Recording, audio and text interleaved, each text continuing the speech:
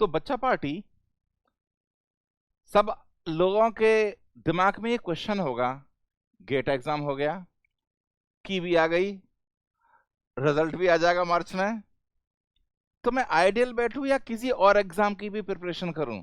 ये सर्टेनली आपके दिमाग में क्वेश्चन आता है। तो मैं इस छोटे से सेशन में मैं आपसे डिस्कस करना चाहता हूं कि गेट एग्जाम हो गया, उसके बाद में आपको किसकी तैयारी करनी चाहिए। ये बहुत इंपॉर्टेंट सेशन है।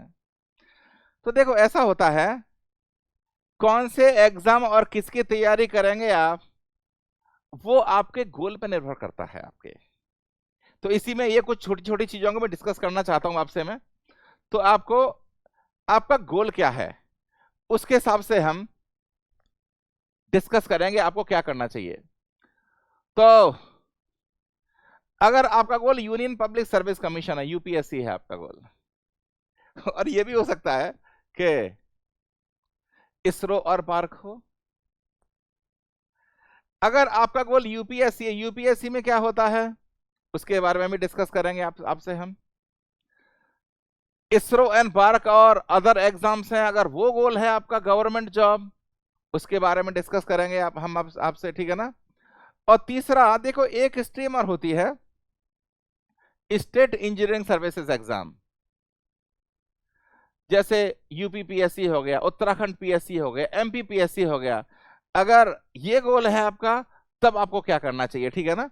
तो इसके बारे में हम धीरे एक एक करके बात चलेंगे। और अगर फॉरेन यूनिवर्सिटी आपका गोल है, मैं बहुत कुछ हमारे बच्चे ऐसे होते हैं जैसे एनआईटी और आईआईटी से होते हैं, गेट मैंने दे दिया पर मेरा गोल बाहर जाना है, जर्मनी, यूएस, ऑस्ट्रेलिया, सिंगापुर, ऐसी ऐसी जगह जाना है। तो इसके लिए मैं आपको बताऊंगा आपको करना क्या है एक्चुअली, ठीक है ना। तो पहले यूपीएससी को देखते हैं। अगर आपका गोल यूपीएससी है, यूपीएससी में क्या, इंडियन इंजीनियरिंग सर्विसेज, आईईएस।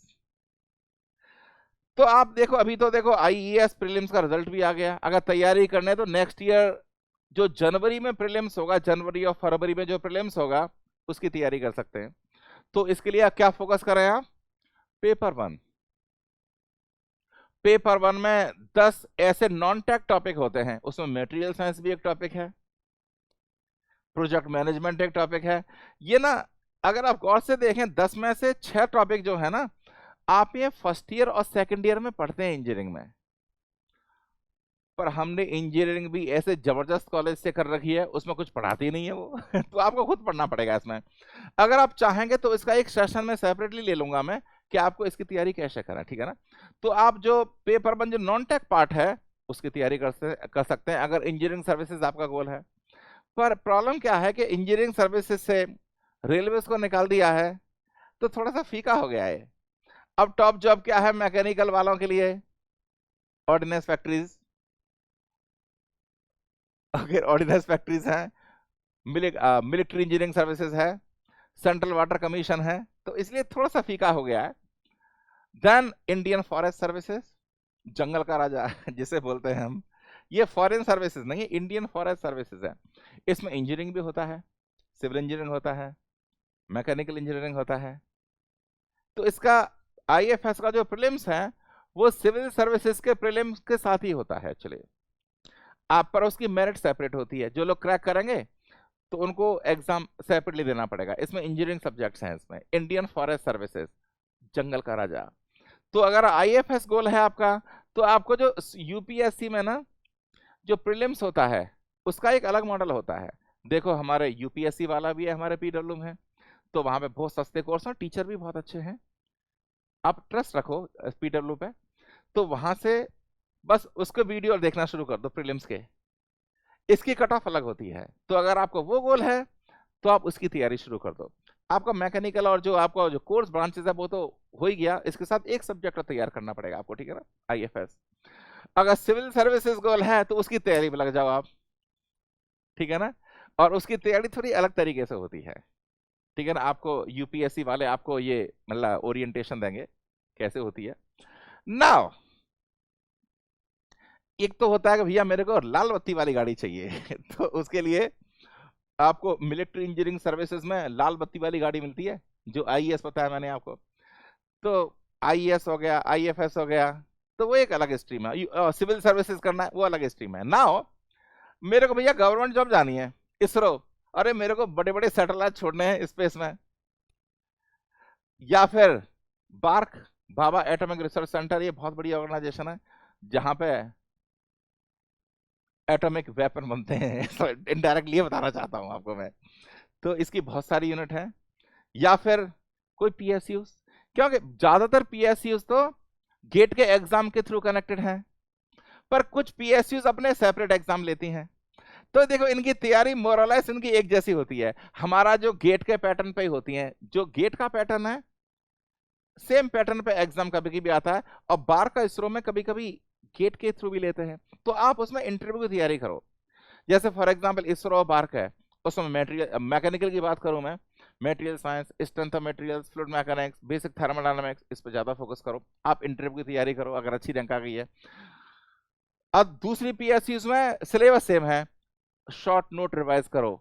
तो ये आपका मॉडल होना चाहिए अगर आप टारगेट कर रहे हैं government jobs like BARC, ISRO, DRDO. DRDO का एग्जाम भी सेम गेट पैटर्न पर होता है। जो आपने गेट की तैयारी की है सेम पैटर्न से आप डीआरडीओ की तैयारी कर सकते हैं। तो अगर आपका ये टारगेट है तो नोट्स रिवाइज करो, इंटरव्यू की तैयारी करो, ये अप्रोच होगी आपकी, ठीक है ना। Now comes to state engineering examination, जैसे एमपीपीएससी है, इंदौर में है ना पीएससी ऑफिस, यूपीपीएससी, इसके एग्जाम होते हैं। इसके जो एग्जाम होते हैं उनका थोड़ा सा डिफरेंट होता है। जैसे यूपीपीएससी है, ठीक है ना, उत्तराखंड पीएससी है, एमपीपीएससी है, अरे हर स्टेट के अलग अपनी पब्लिक सर्विस कमीशन होता है। उसका जो एग्जाम होता है ना, वो इंजीनियरिंग सर्विसेज का जो टेक्निकल पेपर होता है वो पैटर्न होता है। गेट का इंजीनियरिंग और पीएससी का इंजीनियरिंग थोड़ा अलग होता है। गेट में तो थोड़ा फंडामेंटल टाइप क्वेश्चन होते हैं, अगर आपको सोचना पड़ेगा तब आपके आंसर हिट करना पड़ेगा।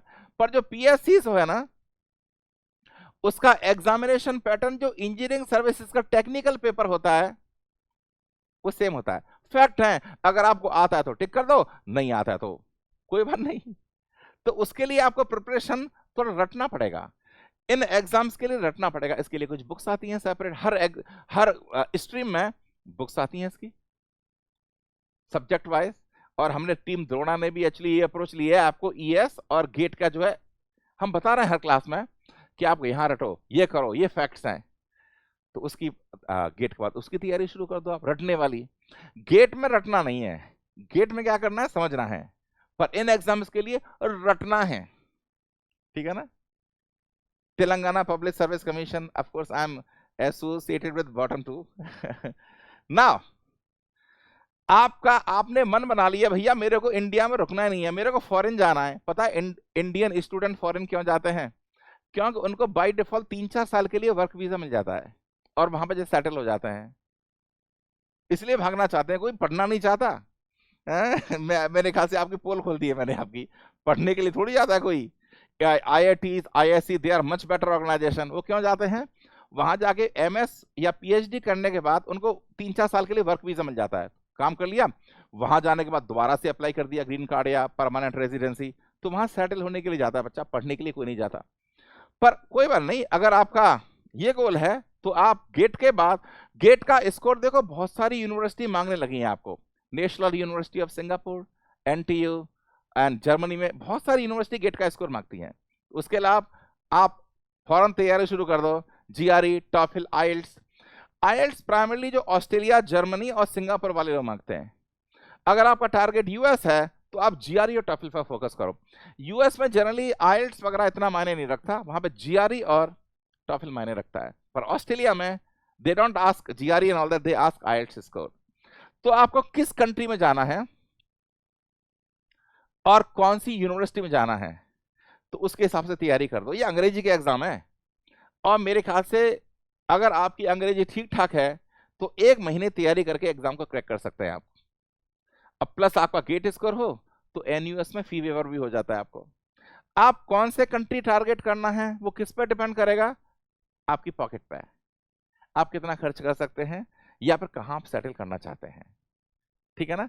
तो that is basically my opinion.